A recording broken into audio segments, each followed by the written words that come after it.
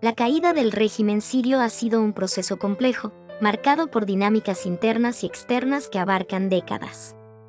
Si bien el conflicto que llevó al colapso del Estado como lo conocemos comenzó en 2011 con el estallido de la Guerra Civil Siria, las raíces de esta crisis se encuentran en la estructura política autoritaria, las desigualdades socioeconómicas y las tensiones sectarias del país. Además, las intervenciones extranjeras han exacerbado el conflicto, prolongando la crisis y multiplicando sus consecuencias en la región y el mundo. Siria obtuvo su independencia en 1946 tras la retirada del mandato francés. Sin embargo, los primeros años de su independencia estuvieron marcados por una inestabilidad política crónica, con múltiples golpes de Estado y cambios de gobierno. En 1970, Hafez al-Assad, un oficial militar del partido Baas, tomó el poder mediante un golpe de Estado y estableció un régimen autoritario que sería controlado por su familia durante décadas. El régimen de los Assad, primero Hafez y luego su hijo Beschar desde el año 2000, estuvo marcado por una centralización del poder en manos de la minoría alawita, una rama del Islam chiita, lo que generó resentimiento entre la mayoría sunita y otras comunidades religiosas. Si bien el régimen aseguró cierta estabilidad y modernización económica, lo hizo a costa de una represión brutal contra la oposición política y las voces disidentes. El régimen sirio enfrentó una serie de desafíos estructurales que se agudizaron con el tiempo. Bajo los Assad, Siria operaba como un estado policial donde las libertades políticas estaban severamente restringidas. El servicio de inteligencia, Mukhabarat, era temido por su capacidad para espiar y reprimir a cualquier posible oposición. Esto fomentó un clima de descontento latente que explotaría más adelante. Durante los años 2000, el régimen implementó reformas económicas neoliberales que beneficiaron a una élite estrechamente vinculada al gobierno, mientras que las clases populares y rurales sufrían un empeoramiento de sus condiciones de vida. La sequía de 2006 a 2010, una de las peores en la historia moderna de Siria, agravó la pobreza rural y obligó a miles de campesinos a migrar a las ciudades, aumentando las tensiones sociales. La dominación de la minoría alawita sobre la mayoría sunita, así como las tensiones con otras comunidades como los kurdos, creó un sistema frágil basado en la exclusión. Aunque el régimen promovía una narrativa de unidad nacional, las divisiones internas se intensificaron con el tiempo.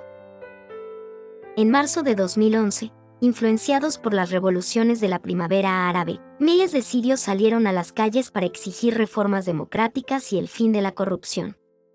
La respuesta del régimen fue brutal. Las protestas pacíficas fueron reprimidas con violencia, lo que radicalizó el movimiento y llevó a la formación de grupos opositores armados. La guerra civil siria rápidamente se convirtió en un conflicto multifacético, con múltiples actores internos y externos. Las facciones opositoras incluían desde movimientos democráticos hasta grupos islamistas radicales, lo que complicó los esfuerzos de unificación. El conflicto sirio atrajo a numerosos actores internacionales, cada uno con sus propios intereses. Irán y Rusia apoyaron al régimen de Assad, proporcionando armas, recursos y apoyo militar directo.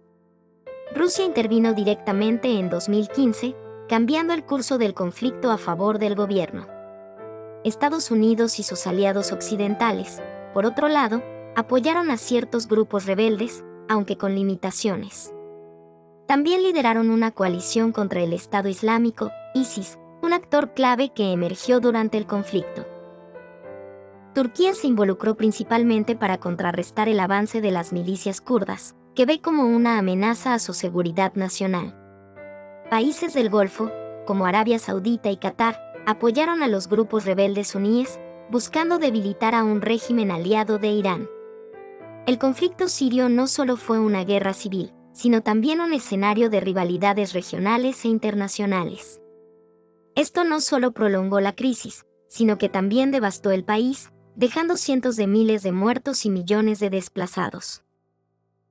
Finalmente, el régimen de Bashar al-Assad colapsó bajo la presión combinada de los levantamientos internos, las divisiones en las Fuerzas Armadas y el aislamiento internacional.